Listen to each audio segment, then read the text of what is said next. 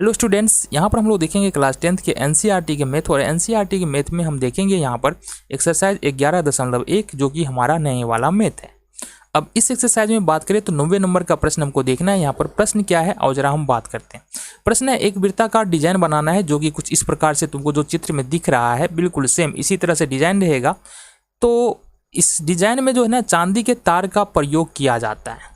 ठीक है, किसका प्रयोग किया जाता है? चांदी का तार का प्रयोग। साथ ही साथ एक वृत्त बनाया जाता है तार से ही। और यहाँ पर दिया गया है कि ये डिजाइन में जो वृत्त बनाया जा रहा है ना उसका व्यास कितना है? 35 mm है।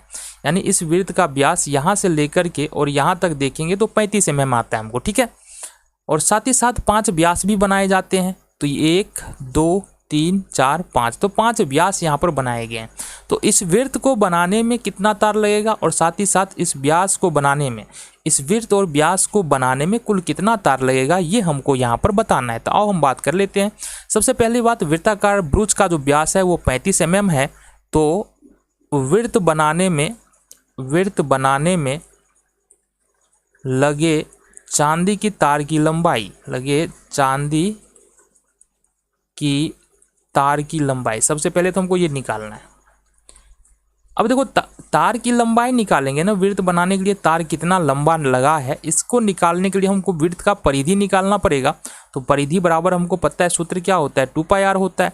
इसका मतलब ये हो जाएगा 2 × 22/7 और गुने में r। r का मान कितना दिया है?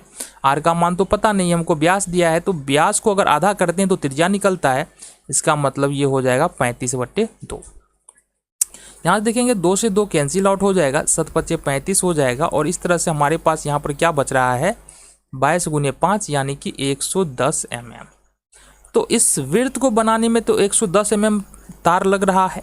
साथ ही साथ इसका 5 व्यास भी बनाना है। तो अब देखेंगे तथा 5 व्यास बनाने में लगातार। अब 5 व्यास को बनाने में कितना तार लगेगा? तो एक व्यास की लंबाई यहाँ पर 35 mm दे रखा है।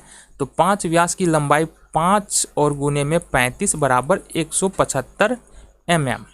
अब यहाँ पर ब्रुज को बनाने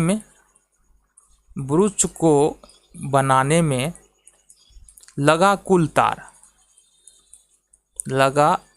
तार यानी कि जो डिजाइन है ना उसको बनाने में कुल कितना तार लगा है?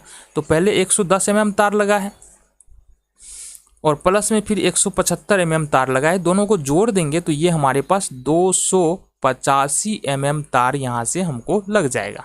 दूसरी बात बोला जा रहा है कि ब्रुज के प्रत्येक त्रिज्या खंड का क्षेत्रफल ज्ञात कीजिए। तो अगर यहाँ पर बात करो ना, अगर यहाँ पर देखो गौर से, यहाँ पर 5 त्रिज्या खंड है और 5 त्रिज्या खंड क्या कर रहा है? वृत्त को 10 बराबर भागों में बांट दे रहा है। ठीक है, तो एक भाग को हमको क्षेत्रफल निकालना है। अगर वृत्त 10 बराबर भाग में बट रहा है तो एक भाग का क्षेत्रफल निकालने के लिए क्या करेंगे? ठीक है, तो यहाँ पर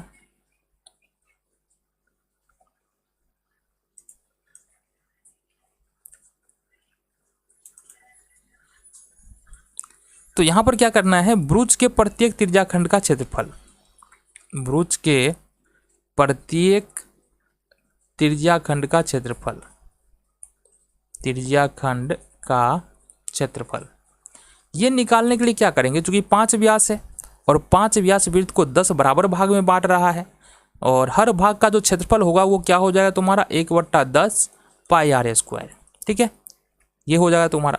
अब 1/10 का 1/10 हो जाएगा। पाई का मान हमको पता है 22/7 रहने वाला है और r का मान जो है यहाँ पर हमको पता है कितना है? 35 व्यास है। इसको 2 से भाग दे देंगे तो ये हमारा r निकल के आ जाएगा। अब यहाँ से क्या करें? कुछ नहीं करना है जी। यहाँ पर 7 × 5 हो जाएगा हमारे पास 35 और 5 दूनी 10, 2 11 है 22। यहाँ पर क्या बच रहा है तुम्हारे पास? 35 × 11 और बट्टे में 4। अब इसको मल्टीप्लाई कर लो ना तो क्या हो जाएगा? 5 × 5 और 5 3 8, 385 और बट्टे में 4 mm वर्ग mm हो जाएगा।